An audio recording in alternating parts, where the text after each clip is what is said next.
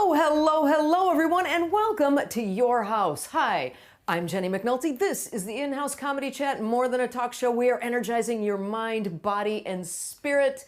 And today, my guest is my dear pal, Suzanne Westenhoefer. We're going to be doing some all kind of fun, spicy chatting. You're going to want to hear that, and you're going to want to stick around after the chat with Suzanne. We're going to take a walk on the beach. That's right, we are going to leave Cher's lovely guest house that for over a year now she's been letting us use. She's a peach, and perhaps she'll come with us today. We're holding out hope today that will be the day, but we'll see. At any rate, stick around because I am going to tell you about an amazing woman in history who was portrayed not only in a TV movie by Farrah Fawcett, but in another movie by Candice Bergen. Now, who could that be? She's awesome. She's a woman in history, and you're going to want to hear about her. So stick around after the chat with Suzanne. But first, my thoughts. Oh my God, great news yesterday, wasn't it? Just great news. My car passed its smog check. Isn't that wonderful? Oh, and it's good because it studied so very hard for it. Oh, wait, I know you're laughing at that one for a while. My gosh. Oh, okay. Actually, there was good news yesterday. Biden signed the deal. What a difference a year makes, huh? I mean, 1 year ago today, this was just a hoax, and then it was going to miraculously disappear in April, and Andrew Cuomo was the voice of reason. Apparently, we need to elect men with no hands. Or better yet, just elect women. I think that's the answer. Speaking of women, there was a woman in Alaska, you guys. She went out to the woods to go camping. So she was camping on the woods with her boyfriend and another friend, and she went into the outhouse in the middle of the night and got bitten by a bear.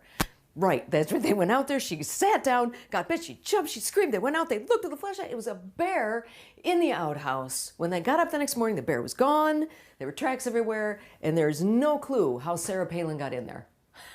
I'm just kidding. She really did get bitten by a bear. They think it actually might not have been a bite, but a swipe, because she was fine. It wasn't really that serious. But it does answer the age-old question, right? Does a bear in the woods? Well, only if there's an outhouse. Come on. My guest today would never be caught, whatting in the woods, because she wouldn't be in the woods unless there was a really super nice hotel in the woods. Then she'd be in the woods. I love this woman to death. She is always my first guest whenever I start a new show or a new project.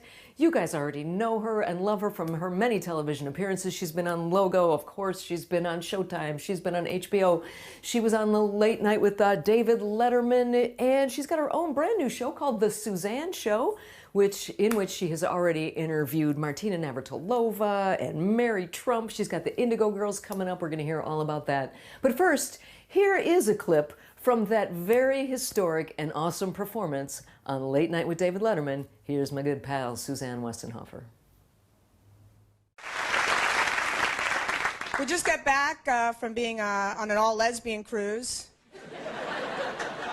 That's pretty wild. They take all the regular people off the cruise. And they just leave like that guy who drives, the captain. And a couple of those cruise people, Tiffany, Amber, Scott.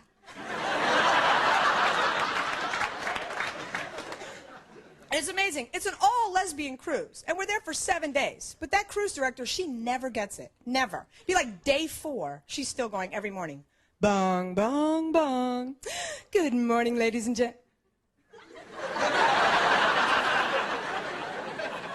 What am I supposed to say? Ladies and gentlemen, Suzanne Westenhoefer. How you doing, buddy? Jenny. Okay, you said that thing about how I'm always the first guest on your show, and I feel like you and I both do that. We're like, oh, I'll ask Jenny. Like, why are we each other's like? It's a safety factor. It's a safety factor. Because I know you'll feel comfortable. All the things. Although and I haven't used you yet on my talk show because I'm only doing it once a month, which I want to do it like once a week. But because I'm calling in after all this time in Hollywood or making friends, whatever, doing what I do, I'm calling in all my chits for the famous people. Because I did Martina Mary Trump did Shelley Wright doing the Indigo Girls, hoping to get Melissa. She's kind of half and half because she's doing a show every night. Get Billie Jean King, because I've met these people over the years and I've had their information and I've never asked a thing of them. Never. And now I'm doing is that weird for you? Because you are... Sorry, iconic. We just showed you on Letterman, out and proud for so many years, and so many people that are, you know, famous to us, whether it's Billie Jean Kings or the Indigo Girls or the people in our community, they look to you as this really famous person. So does it freak you out when people are like, you know, when people that you like go, oh my God, yeah, I would love to be on your show, Suzanne? Mary Trump did that to me. I found a way to get hold of her. And I had her on the phone, and she's like, oh my God, I'm such a fan. And she used to own a bed and breakfast for a few years in town.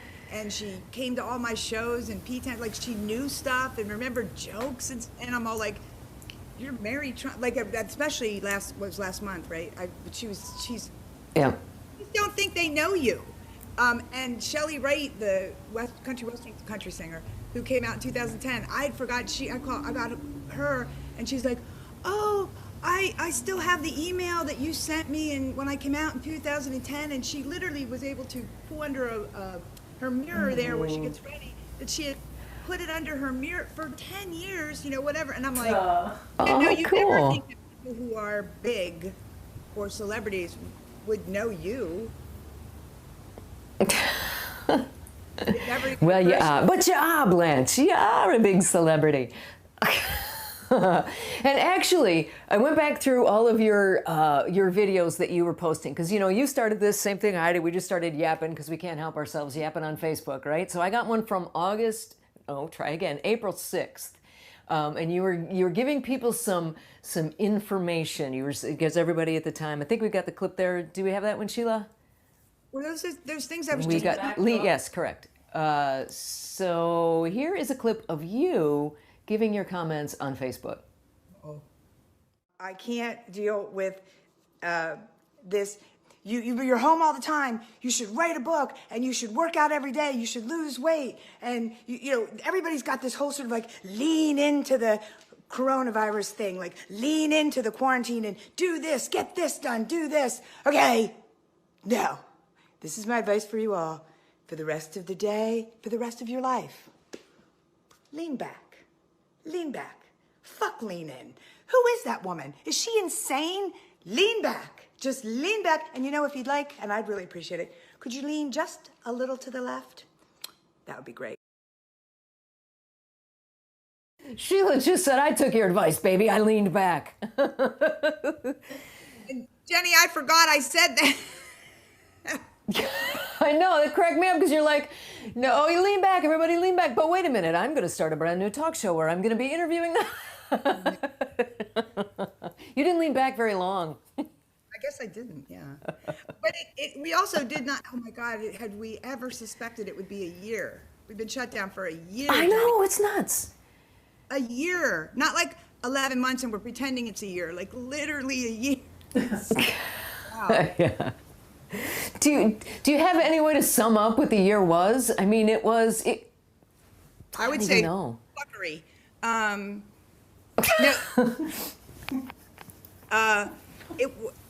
This is the weirdest year we've ever experienced. I've written, and I keep taking notes and writing down stuff. I have so much stuff when we get back, and if we're doing shows, I feel like I'll have like, you know, my first show is going to be like 4 hours long. I'm just going to be like, and then immediately after, if we're all vaccinated, I'll hug the entire audience. If there's 600 people there, I'll be like, Are you going to get vaccinated? Oh yeah, I thought we couldn't because of age, and then somebody said I have a number to call or whatever, that now in California they're going to vaccinate everybody if you make an appointment, basically. Yeah, and I will. Great, yeah, we have to. That would be cool, but I'll go twice. What do I have to do? What do we do? I know. I'll take all 3 shots, please. Just go ahead. Just throw them all in there. And I find like that people are still doing stuff like a friend will call you to check in or whatever, and they'll go like, so what are you doing? And I'm always like, literally the same thing I've been doing for a year. Nothing. Nothing. That's what we have. That's why you and I. Well, you've streamed and binged, right? Oh yeah. What shows? No. Oh, okay. I have. I've done a lot of, there's a show called The Closer from like 10 years ago, I think it is. Oh yeah. Sarah Kedgwick or Kira Sedgwick. Kira Sedgwick. She's married to Kevin Bacon. Whatever. I got the whole set, the like 7 years, and just watching it over and over. Like I would go through all, like, I don't know, 12 episodes a season, 14, whatever it was, and then I would just start all over again. I was doing that all last summer. I didn't even know what that Did you was. happen to see Anne of Green Gables? The movie? It's a series on Netflix. Oh, because my mom, so she can't figure out her darn remote control. And Turner Classic Movies is all she ever watches. And my sister keeps trying to put her on Netflix. So my sister put her on Netflix. She got on there, couldn't figure out how to get the input button out. So she watched the entire series of Anne of Green Gables. She goes, I don't know, it just keeps playing. It's the longest show ever. I can't mock anyone. I'm not technical myself. Do you know what I mean? Well, you're doing pretty good. How do you like being a talk show host? Are you digging it? It seems like perfectly suited for you, and you're great at it. The ones I've seen all of them but one. I like the talk show part of it. I mean, I like that very much. I'm hoping like I will continue doing it because you and I both know this. If you can even get to a celebrity or even get their information or whatever, it's really hard for them to say no now because all they have to be is in their house and hook up to you for 15 minutes. Yeah. You know what I mean? And so I want to do it, and I like talking to people. I like interviewing. I like that. Yeah. So I don't think it's ever going to happen for me in real time, like that I'm going to get a real show. I'm going to make something. You will.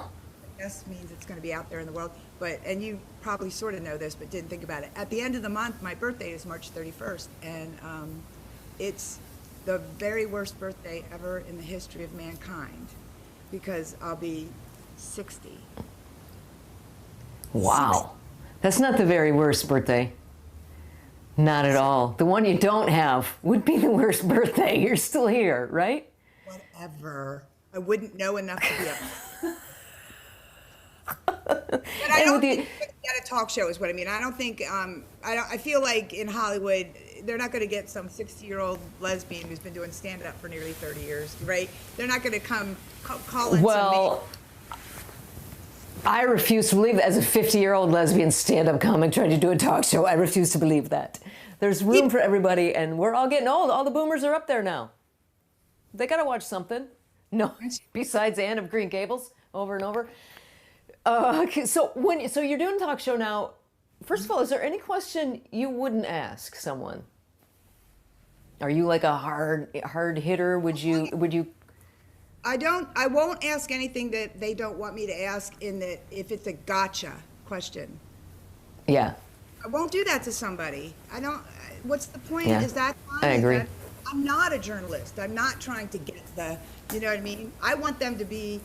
Yeah. And I got a lot of compliments on my first episode because of Martina. It was Martina. I want them to be comfortable, and everybody thought Martina was so different because she was comfortable and she does know me and she's at her own home and her animals are there and you know what I mean. And so I felt like I feel like all of them so far that conversation is better because they're relaxed and they know. Has any? Yeah. Have anybody surprised you with what you asked them? Like they really threw you with? Probably not yet. I think it was just so far the best part has been how relaxed everybody is, and they're just completely willing to talk about everything. Yeah. You know. What are you gonna ask the Indigo Girls? Give us a sneak peek that's next Saturday, right? Not this one coming up, but Saturday the 20th, correct? So you're gonna have the Indigo Girls. Got to go to womenonanet.net to see the show, but we'll give us a sneak. What's something you might ask the I'm gals? trying. I want to ask that now. Well, I spoke with Amy, and she's going to actually drive to Emily's house, and they're going to do it together. Like they're literally Oh, going to be, cool. which is, and it's like they live like 2 or 3 hours apart, so it's not like just some thing. I don't meaning that's pretty nice of her. But I'm all like, I want to ask. I know I want to ask them, but I don't know now. I can't, and now I almost feel like I can't. How do they feel about each other? Like I want to try to get that out. They've been working together for what, 30 years, I think, and they've known each other for probably their whole lives, whatever. And I kind of want to get something that explains their relationship.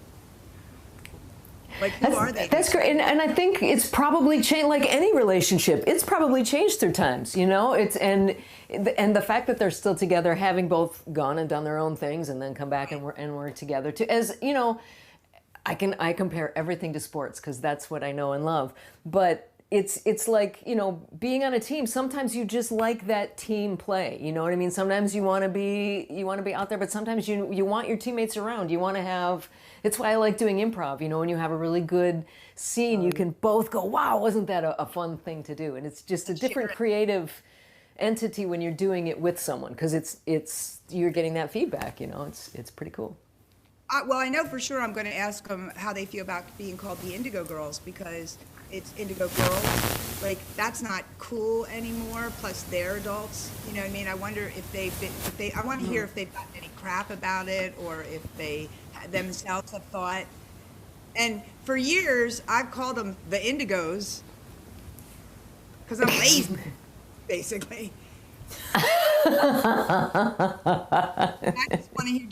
I want to kind of know if they're going to change. What's with the group that changed their name because they had Antebellum, Lady Antebellum? Oh yeah. Then they became Lady A.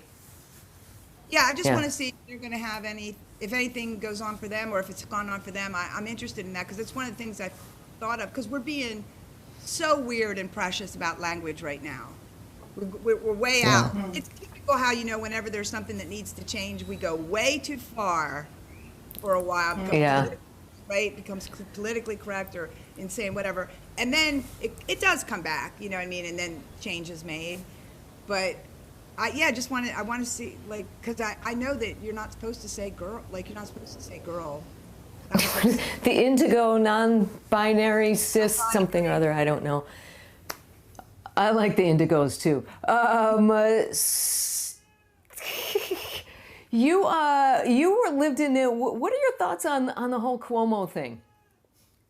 Do you have any? And if you don't bother. But I know you kind of lived in New York for a while and worked in New York. Yeah, I think the other Cuomo was governor when I was there. His dad. Here's what I honestly think. I think I have like a lot of parts about it because the one thing I think that it's absolutely to get him out. I think it absolutely is. It's a kind of punishment for who he was in this past year, and he stepped forward, stuff like that, because he made our past administration look even worse than they were, kind of thing, because he was being the leader. I think that's one thing.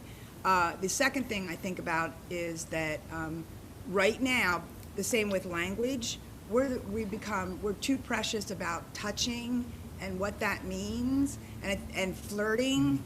And I think it's not bad for the homosexuals, but it's really bad for the straight people. I feel like you can feel how they can't figure out how to be with each other right now, like what's appropriate, what's the right thing. And I feel like some of it is that, like, because some of the things the women are saying, you're going like, so he hugged you.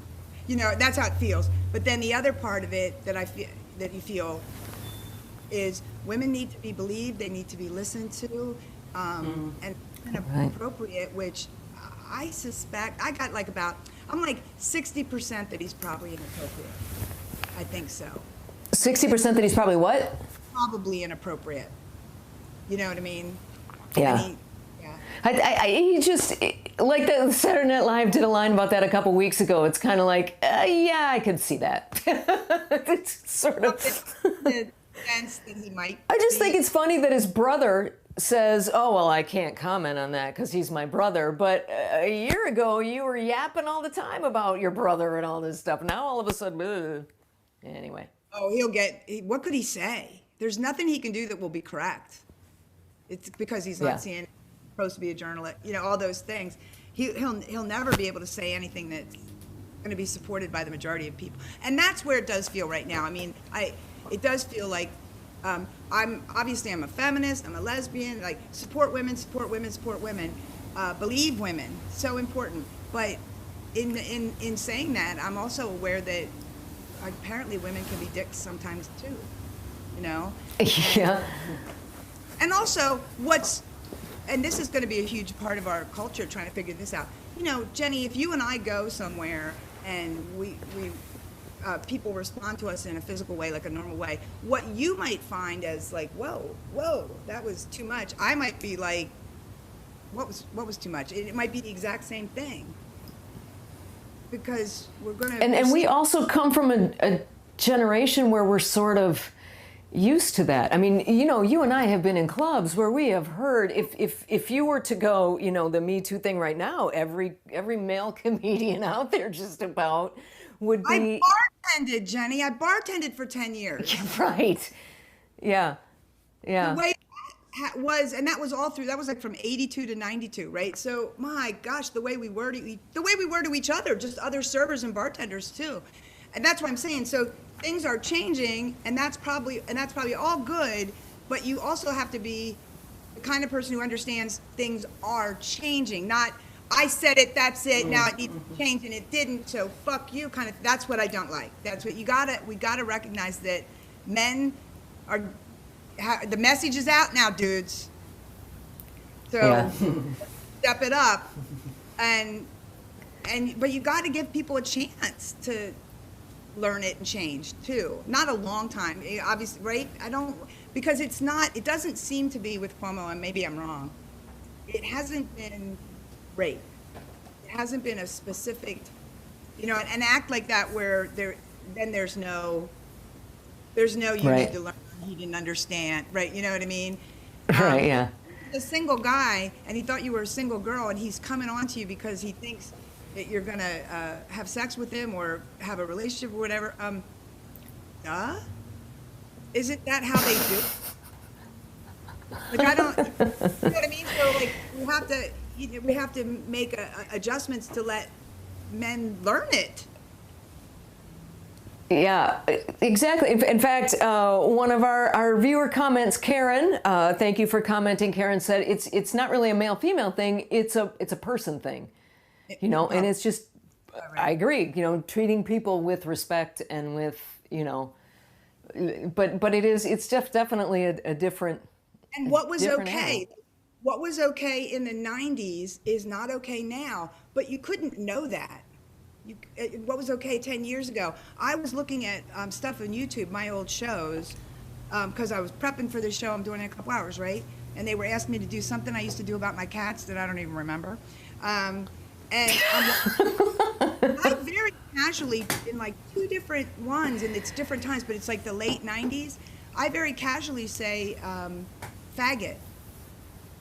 Because guys didn't used to care if you called a gay person too, and you weren't saying you. Coming from you, right? Yeah. And I used to say, "Oh, I'm a faggot. I'm more of a faggot than I." And I used to say it. Okay, now I'm aware that's not okay anymore. This next generation of queers, they prefer not to have that. And they get to choose that. They get that. But then you got to let me learn. I did learn that one a long time ago. But you know what I mean? You got to let me learn. You got to let each comic learn it, that it's not okay to say this and that way, because I'm actually surprised. Looking at things in 2021, stuff I did in the 90s, there's a couple things that you think, because I did one thing where I said, I'm talking about this is about 10 years ago, where I'm talking about all the letters that they're getting in the gay community, the LGBTQIA or whatever.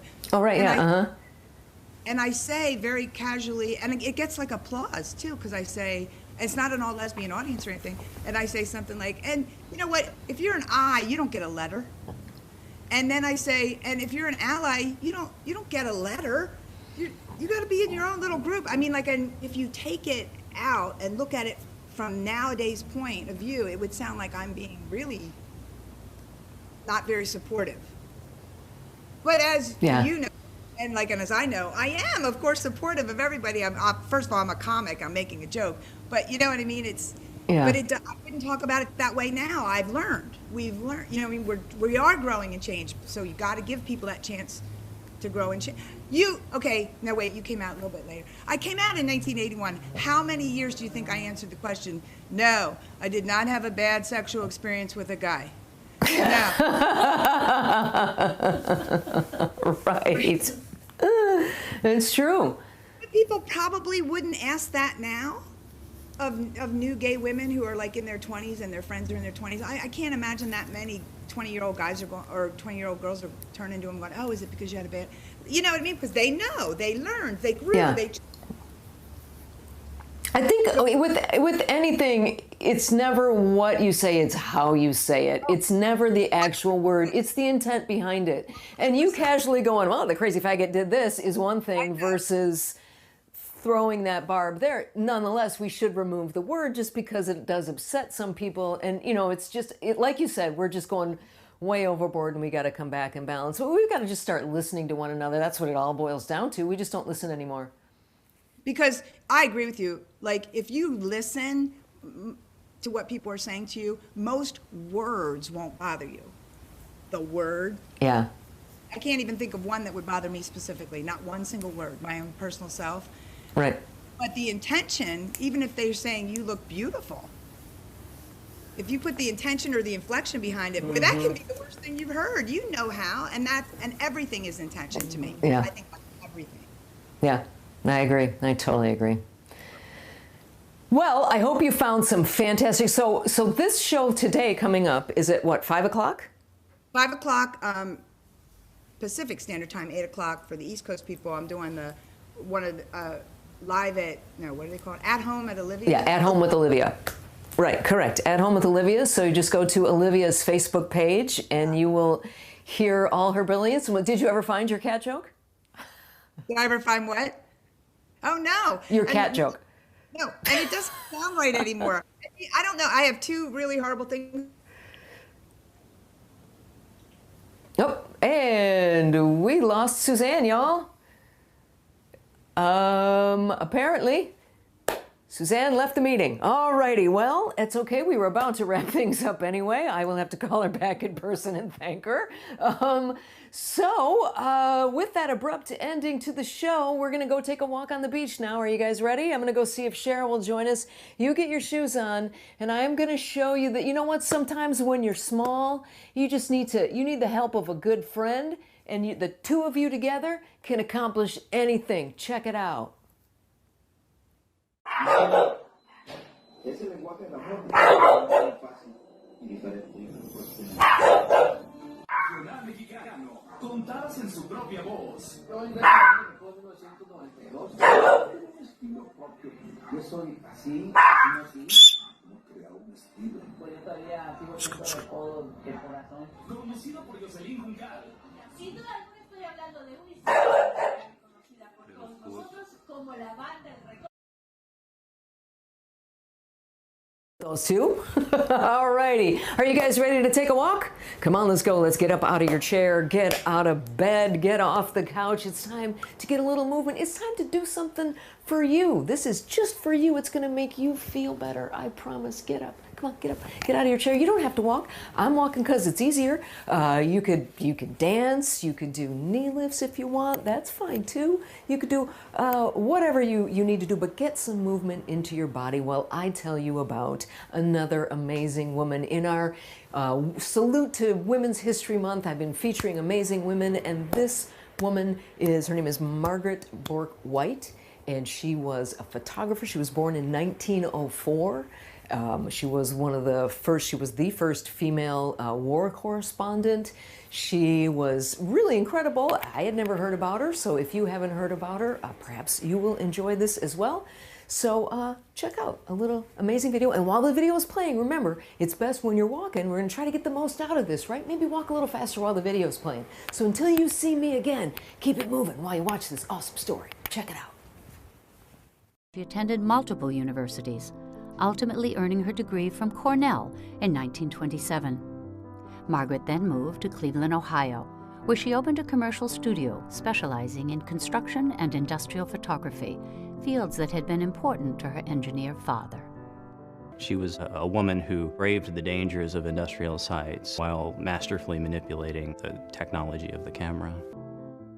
In 1929, Margaret moved to New York City when Time magazine editor Henry Luce offered her the first photography staff position for his new magazine, Fortune.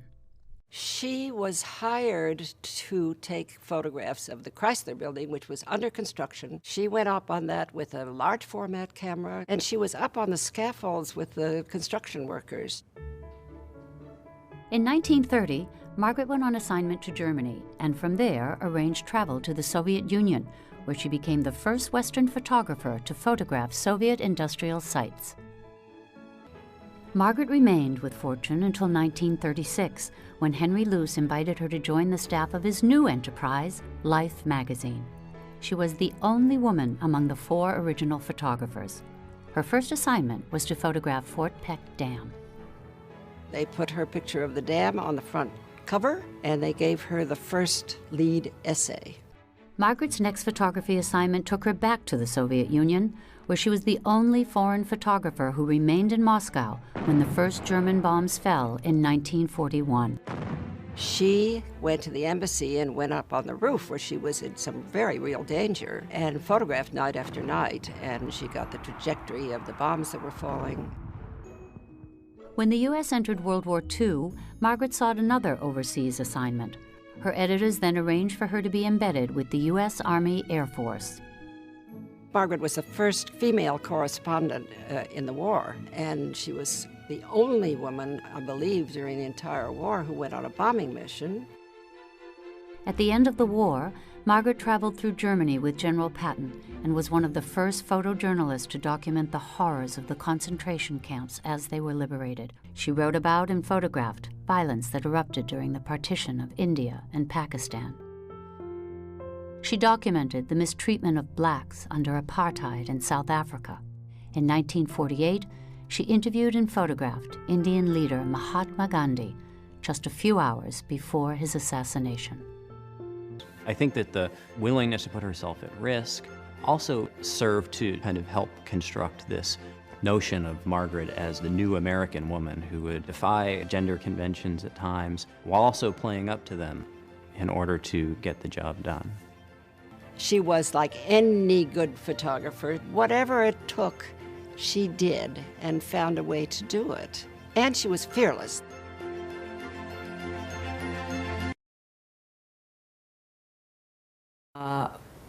Hello, everyone. Are you ready to take a walk now? Wasn't she awesome? How could, I mean, just women are amazing, are they not? And I hope you enjoyed that little presentation. Now, are you ready? Come on, get up. By the way, Cher is up there talking to Suzanne. That's what happened. She was, you know, Suzanne, apparently Cher's a big fan too, and when she heard, she just called right in, interrupted the call. So now neither one of them are walking with me on the beach because Cher is up there talking to Suzanne. But please do watch her show tonight at 5 o'clock. So as soon as we're done with our walk here, you guys don't have to walk all the way to 5, but you want to keep yourself moving for a little bit, at least 15 more minutes. And check her out at 5 o'clock tonight. There it is right there. Thank you, Sheila, for putting that up on the beach. You're amazing. She's doing that with a hologram on the beach. It's super cool.